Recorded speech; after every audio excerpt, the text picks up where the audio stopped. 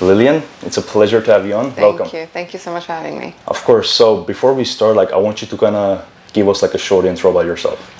So a little bit about me. I'm born and raised in Sydney, Australia, and then started YouTube when I was 19, so 15 years ago, and then got my bachelor's in media and marketing, and then I wanted to get my master's, and my mum was like, I'm like, Mum, Dad, I'm becoming a YouTuber. They're like, no, you're not. And I was like, okay, give me a year. Let's see what happens in a year. If it doesn't go to plan, then that's fine. But if it does, you need to help me. So thankfully, it went to plan. Now my mum manages me. My dad does all the videos and photos. My brother, I'm in business with. We have an agency called Tahmasian Media Marketing. And yeah, so it's chaotic, but it's good. We just hit 24 or 5 million views on YouTube. And yeah, we have several different clients that we work with too. So I'm very grateful. Of course, that's a wonderful story. So how did you even get into YouTube? So YouTube, I got into YouTube when I was at university doing my bachelor's in media and marketing, and then a girl called Bob's Beauty at the time, she was like this beauty YouTuber. She was saying how she kept getting bullied online, and then at the time you could respond to a video with another video. So I responded to her video saying, how, to her audience, saying how to become beautiful. And then people clicked onto it thinking it's like a makeup tutorial, but it was about treating people with kindness and love and respect. And that went viral. And then companies started reaching out to me, and I'm like, who are these people? From countries I've never even heard of, So I started doing it a bit, but then I wasn't consistent enough. And then years later, I'm like, okay, I need to put time and effort into it.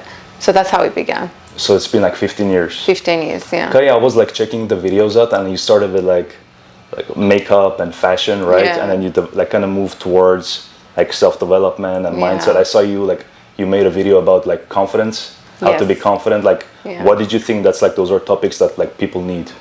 I think it's important because I think people forget that everyone is so scared and so shy, especially now. The number one question I get asked is, they say, I want to do something, but what if people make fun of me? What if people bully me? What if people cancel me? And I'm like, why does anyone care what anyone else says? I was just listening to this video a few hours ago, and it was like, in 100 years, none of us are going to be here. Isn't that crazy? People think that we're here for the longest time period. We're not. It's going to go by so quickly. So it's important for people to know that they're worthy of it, their power that they have. They should have drive for whatever it is that they want to do. So it's important. They should know that their confidence is the most important thing. Did you struggle with those type of things when you were younger? No, I did. I'm such a big talker now. I was so unconfident growing up. I always say in school, when someone looked at me, the teacher looked at me, I was like, please don't ask me a question. I'm not going to put out my hand, I prayed no one spoke to me. That was when I was very young. And then I'm like, when I got into uni, I remember there was this girl, and she was giving a presentation in class, and I was maybe 19 when I began uni. So she came up on in front of everyone, and she was wearing a blazer, and she was so confident. And I was like, oh my God, could you imagine being like that? And then I was like, wait, no one knows who I am. I can be whoever I want to be, So from that day on, I was like, if I'm the most confident person, they'll be like, oh, Lilian's just confident. They don't know I was shy growing up. So I pretended I was so confident, it worked. I really did fake it till I made, I was not confident, but I pretended I was, So that worked. So you recreated your identity. Yeah, and no one knew. No one knows. So you can be whoever you want to be, yeah. Why do you think people struggle to recreate themselves? Why do they struggle? I think they worry about what other people think a lot more than they should. I think you should know that people are, no one below you, no one above you is going to pull you down. They're going to be proud of you. Anyone below you is going to be like, oh, why is this guy doing this? Who does it think he is? The place is too saturated. But that's just coming from their own insecurities, So you should take that and run with it. Even better, take that as a positive. Were your family supportive of what were you going to do with content or no? Well, first they thought I was crazy. They're like, why are you talking to yourself by yourself in your room? But now I think they see the value that it brings and the response that we get, and now they're like, subscribe to my daughter, so now it's shifted. But of course it was a struggle. I think especially growing up with Armenian parents, that they want you to become certain things, certain people in the certain industries. But I think when they see that you have such drive and passion for an industry, they're going to have your back, Even if they don't, you should do it and they'll catch on.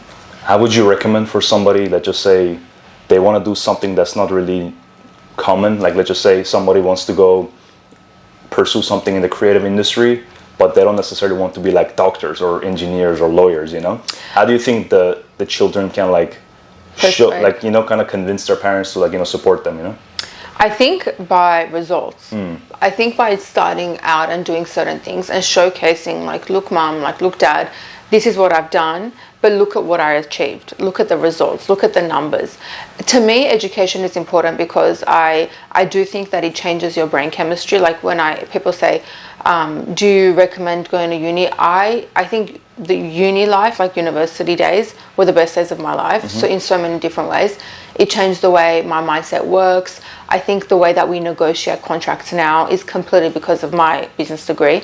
But I say, if that's not your passion, whatever it is, follow that journey, but also showcase the numbers to your parents, or maybe kind of be like, if I give you a degree, you have to help me do this, like negotiate with them, you know. I think there's so many different ways, but I think ultimately show them results, like I've done this, look how many views I've got, and look who I'm interviewing, for example. And they'll be like, okay, then they'll catch on. Yeah, the reason I'm asking is that like I went through like a similar phase, because I started making content like 4 years ago, like when I was 18. And then initially I was like creating soccer content, and then I grew it, and then I felt like I need to recreate myself, and it wasn't something that I wanted to do long term. So I like completely abandoned that brand, and I like started a new one, just like my personal brand. So it was like back to zero, and I kind of had to put my ego to the side. So it was like hard to convince my parents, like I'm gonna do it again, you know, like even though it wasn't something that I wanted to do long term with the soccer stuff, like I'm gonna do it again with my personal brand, you know. So I feel like a lot of people my age, they struggle with those type of things. So I was like, you probably have a better understanding and better experiences about those type of things. Yeah, you know? and I think you should continue doing it. And I think it's great. You had a rebrand, that's fine. That's great, even better.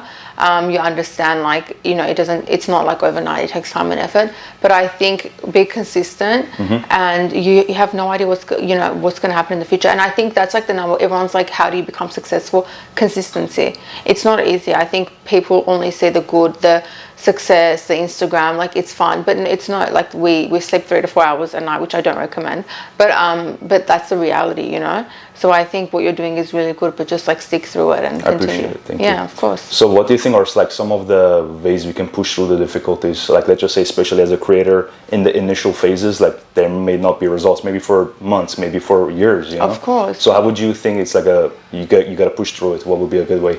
Well, I think the first year of business is always the most hardest. Like not even the first year. The first few years we didn't make income. It was just like everyone thought we were crazy, you know. But I think if you stick through it and remind yourself why you're doing what you're doing, also have goals. Like nothing was built overnight. Like I'm very big on vision boards. You know what a vision board is, right? Like create a vision board, write down your goals, and people think like, you know, it goes from like 0 to I want 1 million subscribers. At least have like goals in between. Like I want to get 500, 1,000. You know what I mean? Baby steps. But I think remind yourself why you're doing what you're doing. You know. But I always say dreams come to those who have the power to give them life. So I think if you have any dream, like this whole thing that you're doing, I think it's come to you for a reason, and stick through it for sure. Yeah, I remember you mentioned it like in one of your podcasts with Arin. You were like, whatever if it's something internal, and if you really believe that it resonates with you, go for it. I 1,000% believe that, because I feel like it came to you for a reason. If it wasn't yours, it would have gone somewhere else, you know. But I think you have that power, so give that dream life for sure. Did you feel the same thing with what were you doing, like with your content? Oh my god, you guys, I have so much energy all the time with my dreams. I'm like, it'll be like 1 a.m. I'll be like, oh my god, we need to do this. Everyone's like, it's Lilian, go to sleep. But I'm like, I do think everything that's come to me, even though my mum says I'm carrying like 50 watermelons at one time, she's like, put one down. I'm like, I want it all, but I don't want to put any down, you know. I want to do it, all of them at the same time. And no, I think it's come to me for a reason, you know. So I need to give that life, and same to you. You know, like sometimes a lot of people have those dreams. Like I feel like there's a lot of like people with like really creative ideas, and like they're super talented, but they just have that fear to kind of have that faith in themselves to take that leap. Yeah. You know, what do you think is like a good way to kind of build that trust with themselves so they can start taking those, not risks, but those actions to get them to their, you know, ideal reality? I think ultimately you need to believe in yourself. Like why should you not do that? Like why? Like ask yourself, why am I thinking I am going to fail at this, whatever it is, you know? That there's no such thing as failing. Even if you fail, great. It's a great lesson. Move on. Don't dwell on it too long. Have your moment and then move on. I think you need to understand that I think we think as a society, people think more about us than they do. Like no one's sitting there like, oh my God, Lilian said this, I can't, like, we're not sleeping tonight. You know what I mean? So I think, like, sure, everyone has their opinion. That's fine. That's okay. Everyone has their own opinion. But I think whatever is important to you, you need to do, and you can't. But like my biggest fear is not achieving my goals, and I'm like, that in itself, I'm like, oh my God, I can't let that fail, you know? So I think you need to. So you don't want to disappoint yourself. Yeah, I'll be so depressed if I do, yeah. And it's not going to be easy, and that's fine, but I have to prove myself. Like I'm also very stubborn, so if I have a goal, I need to get it done, you know?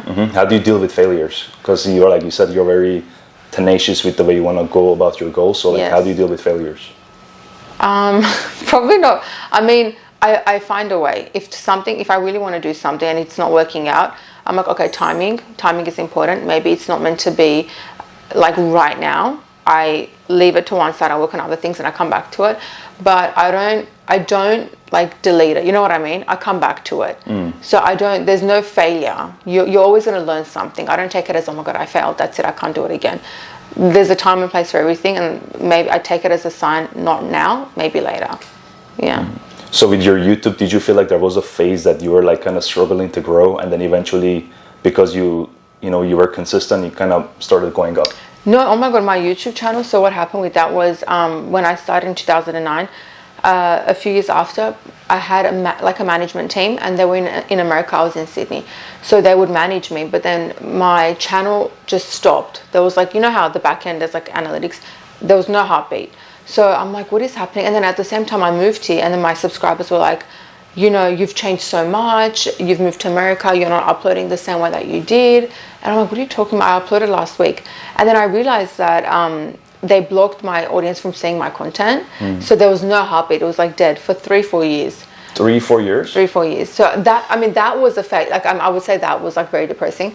And then I'm like, everyone's like, start a new channel. But I'm like, no, but I've put my blood, sweat and tears into this since I was 19. Like I want the foundation to be there. I don't want to just start it. Like anyone can do that. I don't want to do that.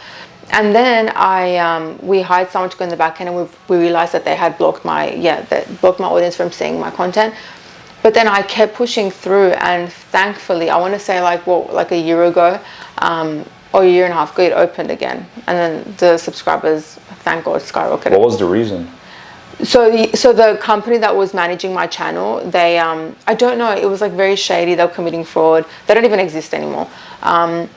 So once I guess like we got out of that loop, it restarted again. And then I started being more consistent, because when you don't see results, you don't want to be consistent. But that's when I say you need to continue, because we continued, and then thankfully it came back. It had a heartbeat. Now it has a heartbeat, thank God. Yeah, were you posting during those 3 to 4 years that it was kind of like... Really, because I was like down that time. I was like, oh, this is so annoying.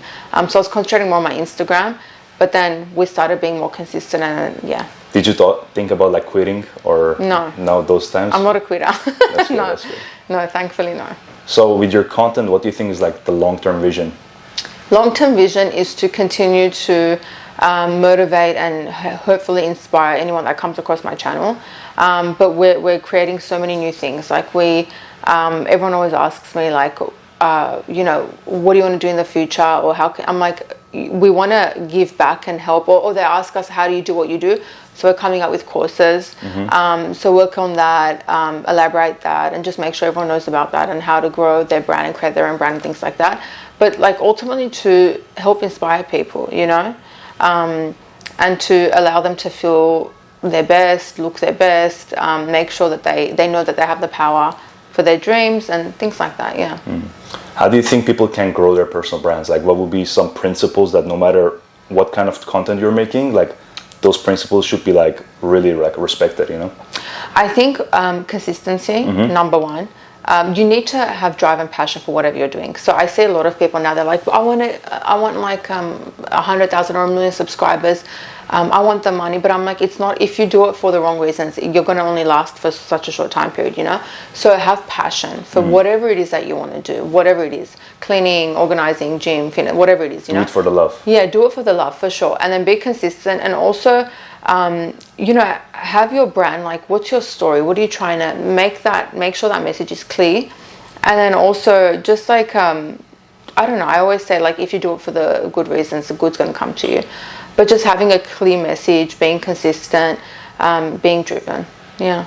Do you think it's good for like the creators to kind of change their niches, or kind of stay within like one niche? I think now you have to change. I think maybe 10 years ago I would say, like, find your niche and stick in that, like, you know, industry.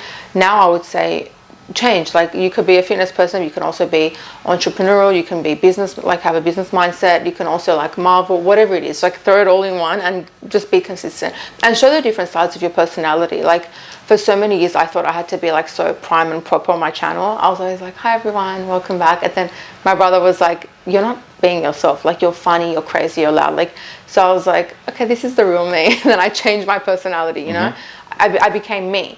But I think it's important to showcase whatever personality you have.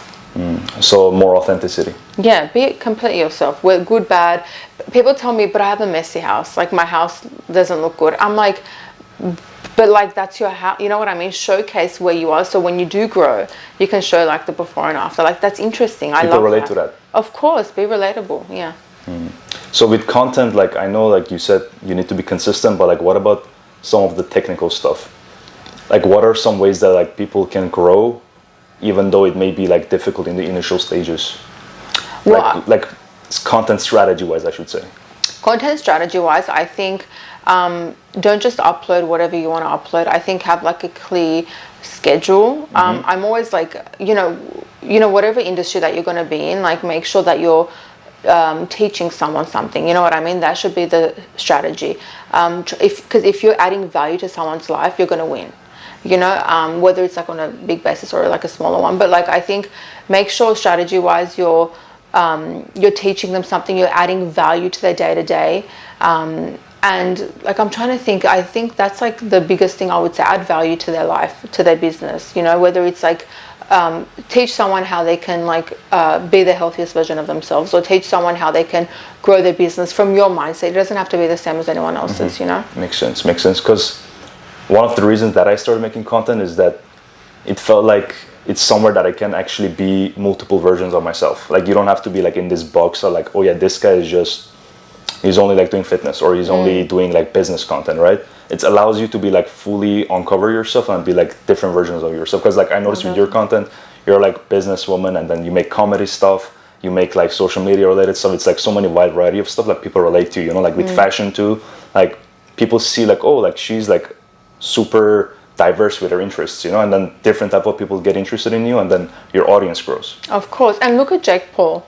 Like, the guy, like, it's so funny, my brother and I talk about this like once a day, where like the guy came from a farm, right? Like, he was like in the middle of America, and now he's a boxer, he has his own brand W, and the marketing, he's killing it. Like, I don't like you know, everyone's personal views of him to one side. The marketing genius behind his brand 100% is incredible. Like, I don't know if you saw the PR boxes of it was like a locker, you know, and I'm like, I wouldn't even think of, like, that's crazy to me. But look at the different, you know, aspects that he has going on for himself, and I'm like, that's I mean, of course he has a team, but I'm like, that's so smart, you know. You need to like not pigeonhole yourself. Yeah, he's like one of the best examples of like recreating yourself, because he was like a Disney guy, right? Yes, like, and then he was doing a lot of like dancing, music stuff, and then comedy. He transitioned to like completely like martial arts and business and releasing like products and stuff. That's like such a huge change, you know. 1,000, and anyone can do that. 1,000%. I think it takes like a certain specific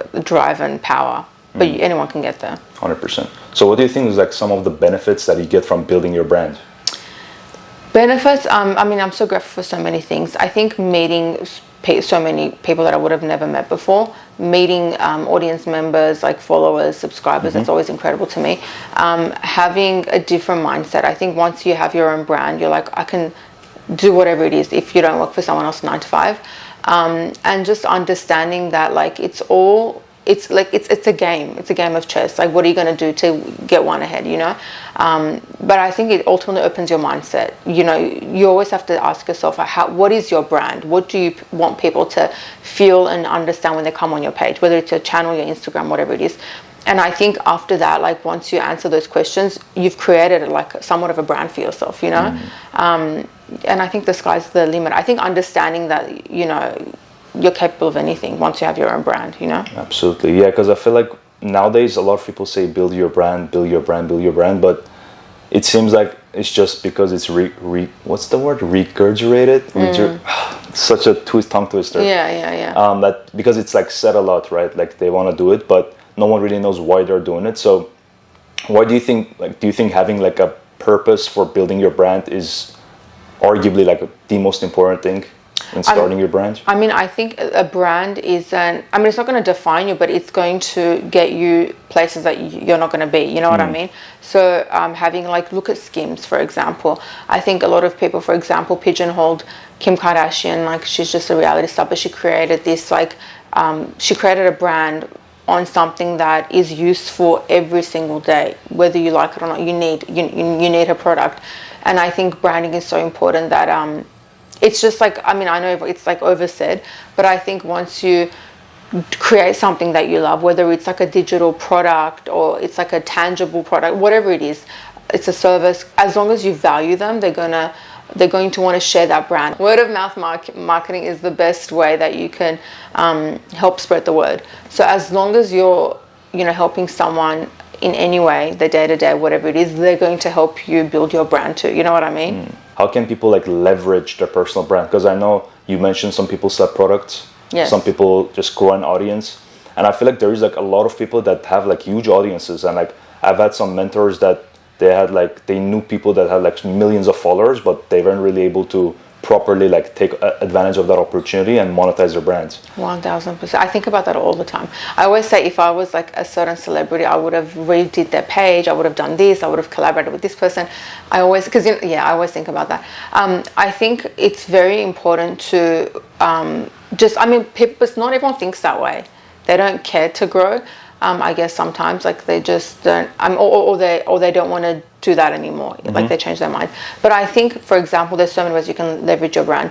As you mentioned, a product, you can help people where they're selling online courses or services, or there's so many different things. But I think it comes down to, what are you passionate about? What are you going to do for the rest of your life, even if you didn't get a dime from it, you know?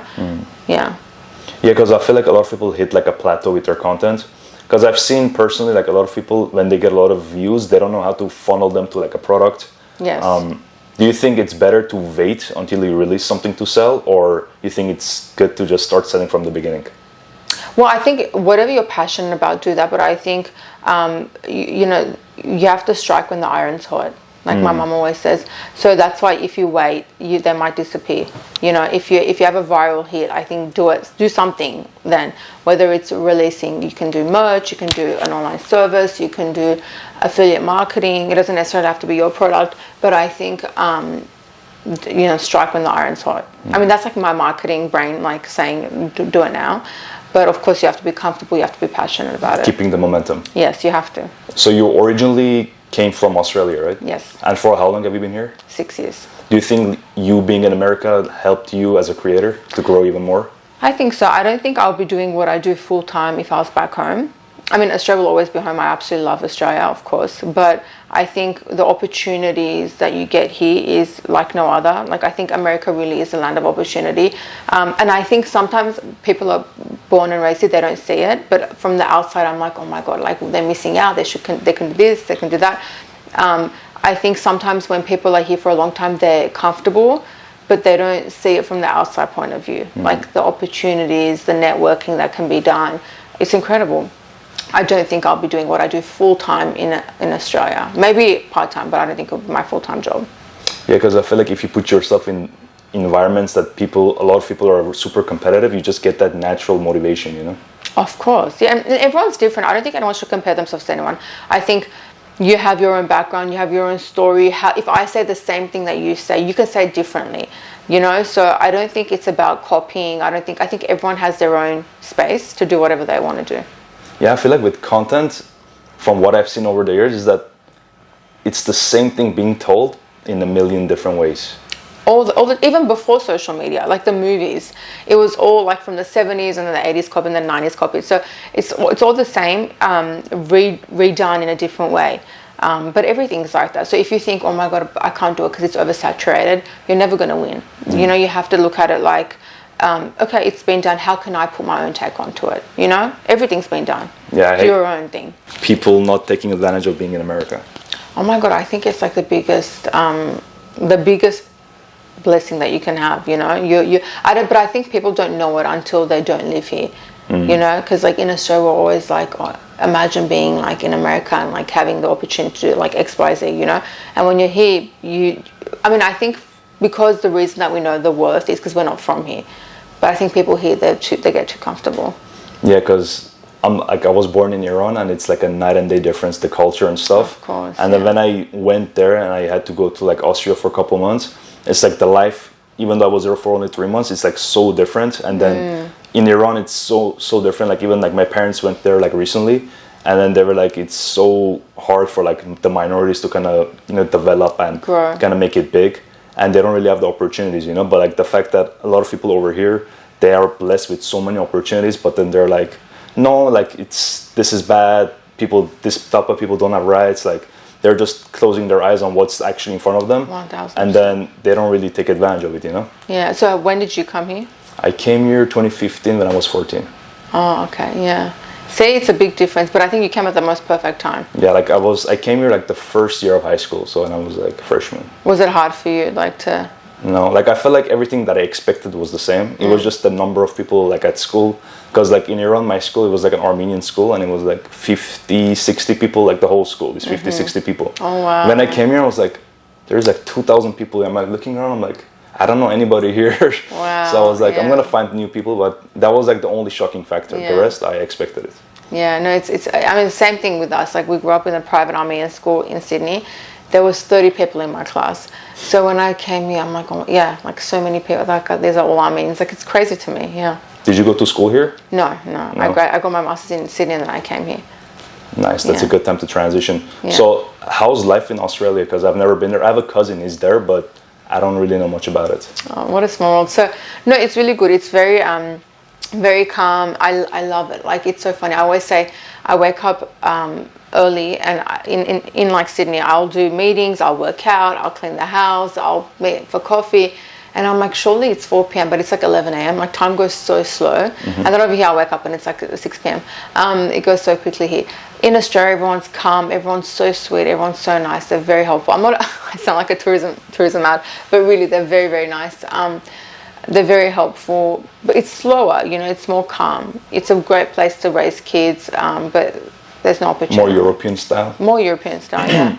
Yeah, because I noticed everything was closing super early. Like oh my God, yeah. It's very depressing. Everything's closed at 5.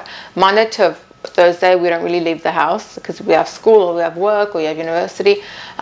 So when I came in, people are like doing birthdays Tuesday night or like events Wednesday night. I'm like, wow, like this is crazy. But then you get used to it, you know? Do you think it's a good place for the young people to go there, or you think America is like the best place for them? I know. I always say raising kids in Australia I think it would be the best. I mean, it all depends on the family and the parents anyway. There's good and bad everywhere. But I think Australia's very calm, like very, very calm, slow paced. Life's good, you know. It's maybe like when you get older and you want to raise a family. When you want to retire, but it's like, I mean, they also have like a lot of adventurous things, and I just think the people are very different. They're very, very sweet, and just like they're beautiful people. But there's good and bad everywhere. I feel like you're doing a good job at selling myself for like some tickets. Australia, I go there. You're welcome. I should get sponsored by the tourism of Australia. Yeah. And you said that you were going to like a private Armenian school there. Yeah. Are there like a lot of Armenians there or no? There was 20,000 when I was there. Not a lot, not quite big, but we all know each other. There's like one Lilian. There's like it's very small. There was one private Armenian school, maybe 2 actually, like another one as well, but one main one church, one dance group. It's like very, very small, you know. Yeah, that's similar to like what we had like in my city in Iran. Yeah. Like it was just like a church and then a school. I feel like there is way more in Iran though, for sure. There's like there was 200, maybe 250,000, maybe nowadays that's it's a lot, yeah. Nowadays it's probably way less because after like 2008, everybody came here. Where are you from in Iran? S1. Oh, okay, I don't. Yeah. I asked like I know, but no, I've been to Tehran. Really? 3 times, yes. Did you like it? I did, yeah. I didn't want to come back. The oxygen over there is just so heavy. You can't breathe. Really? We saw a video yesterday. My brother was watching a podcast, and I'm like, wow, the view is really, really nice in Iran. Like, it was clear. I'm like, I thought it would be dirty, like the air quality, but it wasn't that bad. Tehran? Yeah, I think it was Tehran. Yeah. I don't know. Like I heard, like whenever I've been there, it's like my whole health system just goes down. Oh no. I don't know why it's like that, but I mean, I can't even go back right now. It's been like almost 9 years I've been there. You can't go back. No, military service. Wow, still, yeah. Wow, that's insane. So, since like you mentioned that people in Australia, or like not even Australia, when people come to America, whenever they immigrate here, they have a better understanding of like the opportunities and like kind of life in like overall life, you know. So how do you think like people can like actually open their eyes, the people who haven't had the opportunity to be outside of America, how can they open their mind up? As in if they're like Americans, and I think, oh my gosh, that's a very good question. I think they need to realize like what they have here, which I don't think, I think it's a different mindset when you come in it, when you're not here, when you're not born and raised here. But I think they need to know what they have around them. Like they should, someone should tell them, but I think they should really understand that people fight and kill to come live here, you know what I mean? Like they will do anything, and they apply for green cards for like 10 years at a time. But I think they need to understand like where they're living, you know. But I think it depends on the person. I always say you can't teach drive to someone. They either have it or they don't. But I think if they want to do something business-wise or anything entrepreneurial, they should know like America is like the biggest thing that people will just fight to get in, you know. They should understand like where they're living. Understandable. I mean, you mentioned business and entrepreneurship, and you have a lot of experience in that. So, what's like a piece of advice that you would give to somebody who's starting new? Don't never take no as an answer. If like one door closes, like knock on every other door until something opens. Get your foot in the door somehow. Whether it's you have to work for free or you have to, travel to do something, like whatever it is, put your time and effort into it. There's so many people that, for example, actors or whatever, it was a dream to come to America and get into the industry, and it wasn't easy. You know, they worked as interns, they got coffee until they got like a little break, and then from that they build onto it. But it's not easy. I think don't give up. Never let anyone tell you no. If they do, you're knocking on the wrong door. There's so many examples around us that like should teach us, you know. There's so many examples, but I think never take no as an answer. Yeah. And being relentless. Just go, don't ever let anyone, and don't even, I always say don't share your dreams and goals with anyone else, because they might not even do it on purpose, but that's like their insecurity reflecting on like, you know, on you. Like, so if you tell me I want to do this, like if I'm turn around and say don't do that, I did it didn't work for me, that's my own insecurity. So don't take that as like I shouldn't do it, you know. That's so true, because like everybody's like blessed with their own vision, their own life experiences, and everybody has been exposed to different type of information. So we don't necessarily have the same viewpoint, the same ideas and the vision. So sometimes whenever you start sharing, you're like, oh, I want to do this, because of someone else's limiting mindset, they're like, oh, that's not possible, you know, like, or you can't do it because you're from here, or like you're supposed to do this, you know, like you're right, like you shouldn't let other people like, you know, put on their vision. No, and that's fine. That's their mindset, and that's completely fine. But that's their journey. That has nothing to do with you. And I think ignore the white noise. Like, everyone's going to talk. And that's why I say I'm very big on not saying anything until it's like, you know, you're going to release it, you know.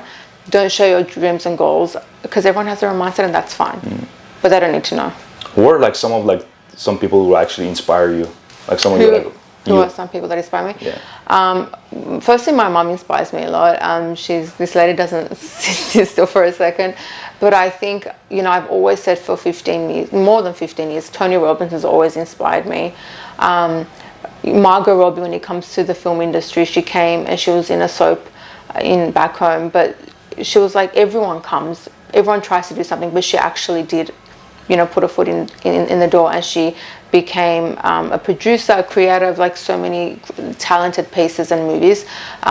When it comes to day to day, I think, Patrick Ray-David inspires. I was like, Patrick Ray-David inspires me a lot. I think he's very driven, he's very motivated, he's very sweet. Hilary Duff, like there's so many in different aspects, different people inspire me. Hilary Duff, because she didn't have to, they were trying to pigeonhole her, but she didn't have to stay in that mindset that everyone had.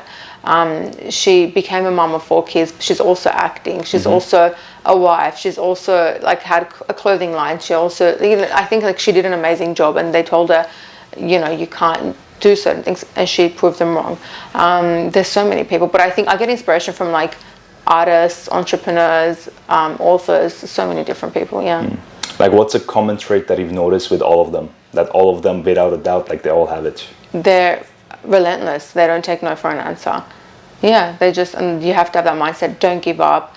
It can take, for example, look at Sabrina. I don't know if you know Sabrina Carpenter. No, maybe I see her picture, maybe. Not from the name. So she's a singer, and like everyone's like, oh, she became an overnight star. No, she started more than 10 years ago, and it's like that 10-year success. Like, I love that, because I prefer to be like a 10-year success rather than an overnight success, because if you have that slow build to becoming successful, it's going to last longer in my mindset, and you're going to understand the value that the value of that journey, rather than just overnight. Absolutely. The mindset that you develop and the person you become from like sticking through those like 10 years that you say, that's going to be like the biggest lesson, even more than the prizes and the success that you're going to get.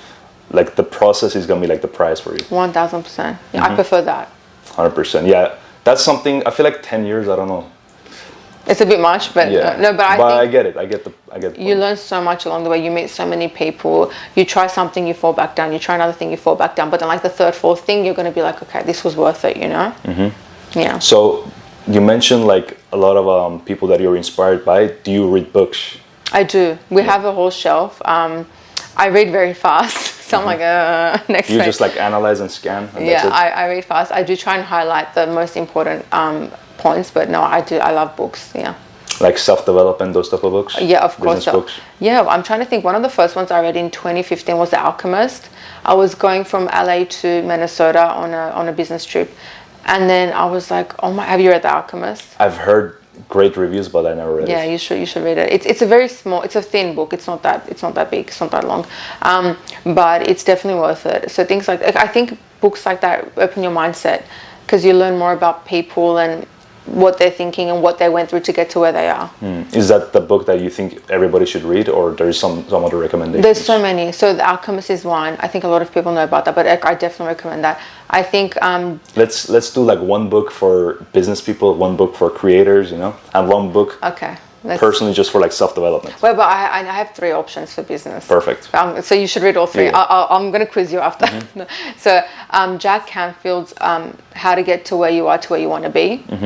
It's a red book. It's absolutely amazing. I read that, I want to say 2017. That was a really good one. Bedros Koulian's Man Up.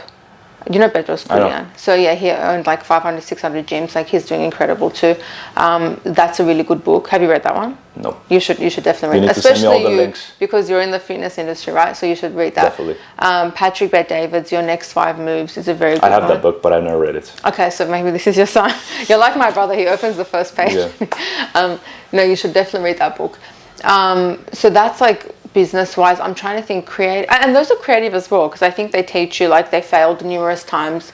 Like Bedros, he speaks about like how he would his family would eat food from like the dumpster. When I read that, I was like, oh my god, like that's crazy to me, and look where he is now, so I think everyone should read those books.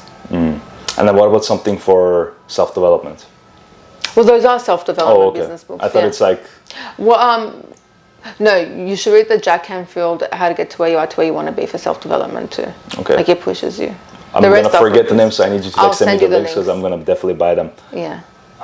The book, I don't know if you read, there's this, I like mindset books, because I feel like they're like the foundation. Of course. Because we can have all the external systems and stuff, but sometimes the identity that we create for ourselves, that's going to carry us for like the future, you know? Of course. Like that's like the foundation, you know? Like do you have any recommendations for mindset specifically like tailored for our mindset?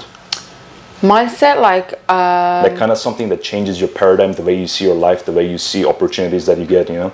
The Power of Now. Have you heard about that? I have that book, but I never read it. Oh no! Like you gotta see my closet is just full of books. Like I go on Amazon, I like that book, I just buy it.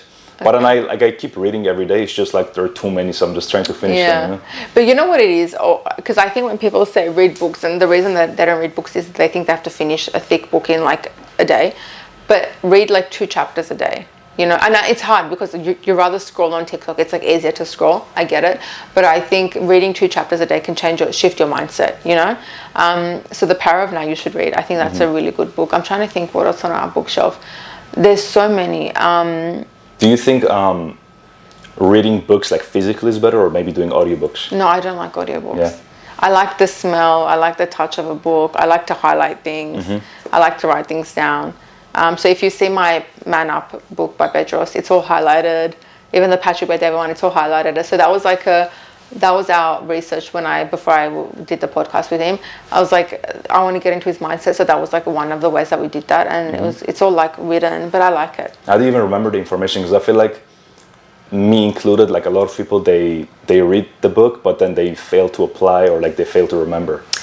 No, I do this trick that I'm like, for example, when I remember the Bedros story, is because I remember when I read that they didn't have enough money for food. I was like, oh, like that's crazy to me. So I remember I went through, like I did like a sticky note in my brain. I was like, look at where he was to where he is now. So things like that, like I get my emotions involved and I remember it better.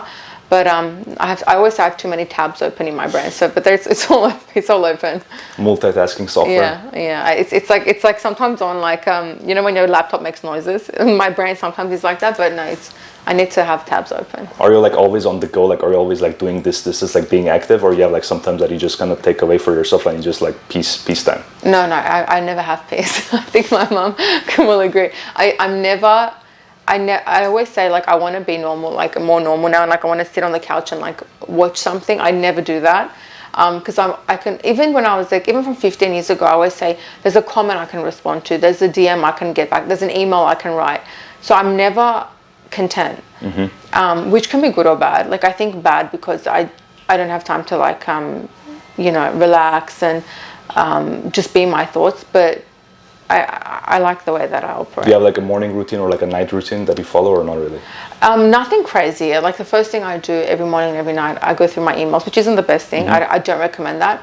But going through emails, going through socials, DMs, because there's been so many really important emails that I miss. So I just make sure I see everything. And then what else? Nighttime routine, I have like a long skincare routine, nothing crazy. I have tea before I go to bed. Sometimes I have coffee, which is crazy, but like I'm immune to it at this point.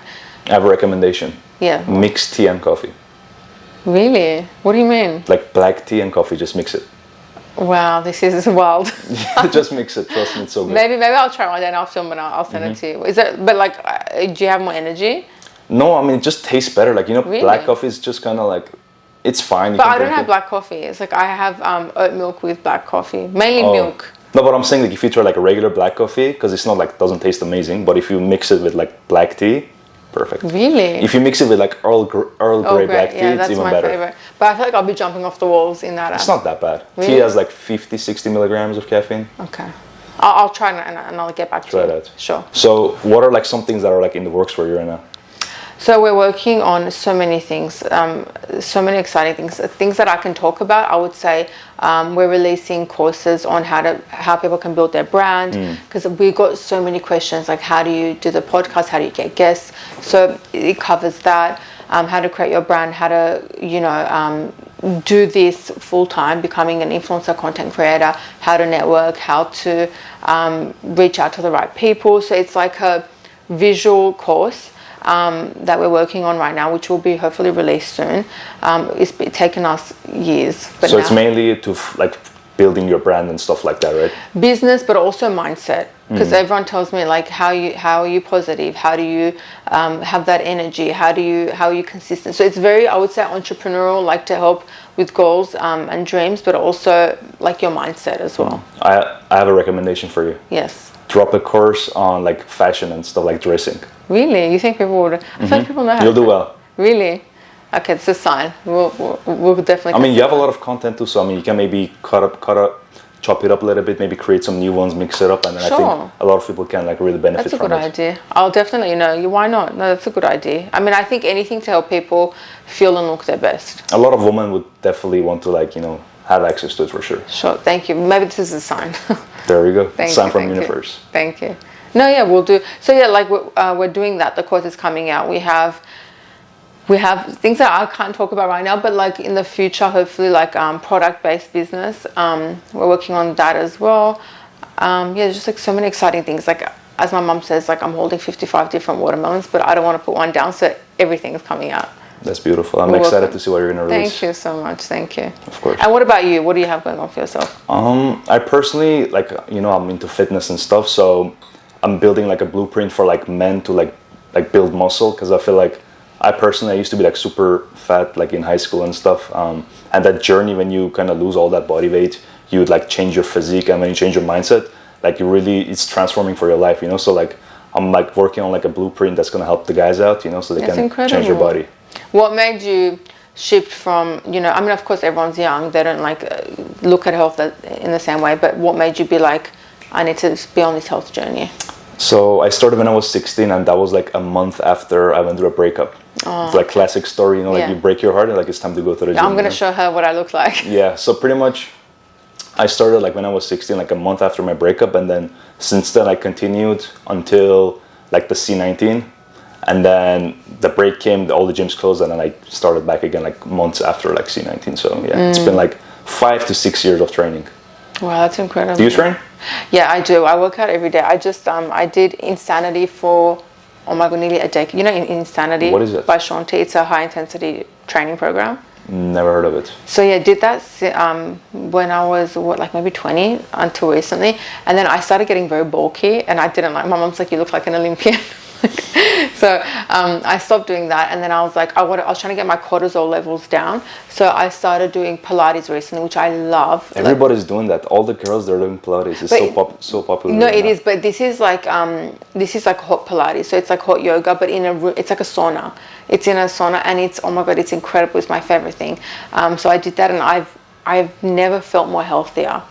Because of Pilates? Yeah. So but it's not just, it's like hot yoga, hot Pilates in a sauna. So it's like you release the toxins. Hot yoga? Yeah.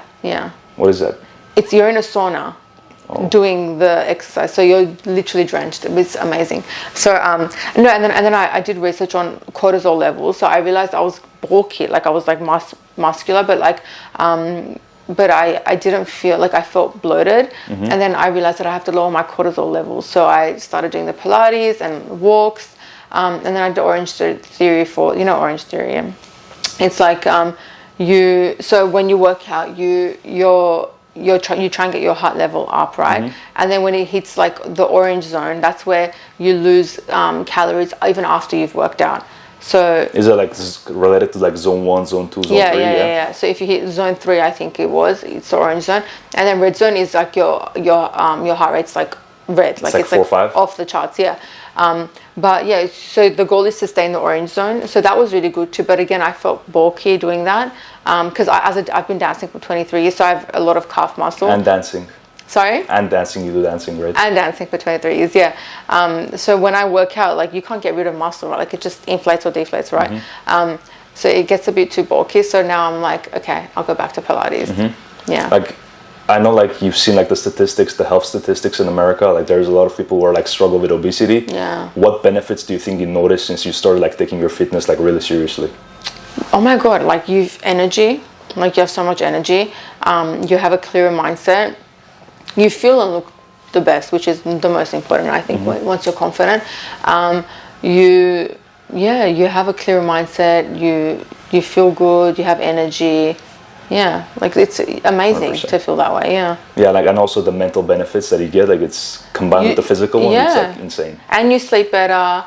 There's so many, oh my God, like so many benefits. Because in Australia, I always say we're a very big like gym country. Like everyone goes to the gym, everyone has the tuna, like it's like very normal to us.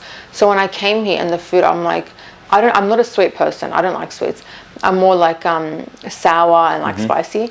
So when my sister made me coffee for the first time, I'm like, Sarah, how many spoons of sugar did you put in the coffee? She said none. It was the milk. And I'm like, I cannot believe I'm drinking like a cake. Like it tasted like cake. Yeah, or the bread, or the cheese, or the eggs. So then it wasn't up until my mum and I started meal prepping that I'm like, okay, I feel back to myself now, you know. Do you have like a custom diet right now that you're following with like certain ingredients, or? Yeah, we normally meal prep for 3 months in advance. So we do turkey, beef and chicken with veggies or greens, and then that's like the easiest way. You're fuller for longer, you're healthier, you feel better, you have a clear mindset. So that has helped us. Yeah. Like a lot of people need to start training and take their health seriously, because like the thing is, they think like they need to sacrifice their work and stuff, but like if you do it, like it's easier. If you add it, everything is gonna be improving in your life, you know. Yeah, and you save time. So when we meal prep, it takes us 6 hours, but you don't cook every day, you know. 100%. And then my brother just eats our meal prep too, so he gets his nutrition too. We get our nutrition. Everyone benefits in our family. But yeah, you save time too. Absolutely. So like to wrap things up, I want you to like give us like one quote that you always live by. Oh my God, there's so many. But like I think I say this in every podcast, but I say, you know, dreams come to those who have the power to give them life. So I think do that and know your worth and your capabilities. Like there's no one. Okay, this is a quote that I'm going to say. No one above you will ever like diminish your light or lower you or your dreams. So if anyone's trying to put you down or bring you down and, you know, just make you feel less than, they're lower than you, you know. Don't ever take that as like I should be listening to them, you know your worth, know your power, and you're on this earth. We're on this earth for such a short time period. Like whatever it is, do it. Start today. You don't have to wait until Monday. You don't have to wait until 2025, which is insane that I'm even saying that. Get it done. Yeah, time flies so fast, so like you need to act like fast. Have urgency, like Petros Kuyan always says, like have that sense of urgency. You know, like it's urgent, get it done now. Like even though our dreams don't have a due date, apply that due date for yourself. Like say my podcast needs to go live next Tuesday or next month, you know, and get it done. Take it seriously, because take your dreams seriously. The earlier the better. Yeah, 1000%. And I always say, if no one believes in you, I believe in you, so get it done. Lilian, like we learned a lot from you. I learned a lot from you. Thank you so much for coming on. Of course. You dropped like a lot of great insight for us. Like I appreciate you for, you know, coming up. Thank you. Of course. Thank you so much. Of course. Thank you for having me. Thank you.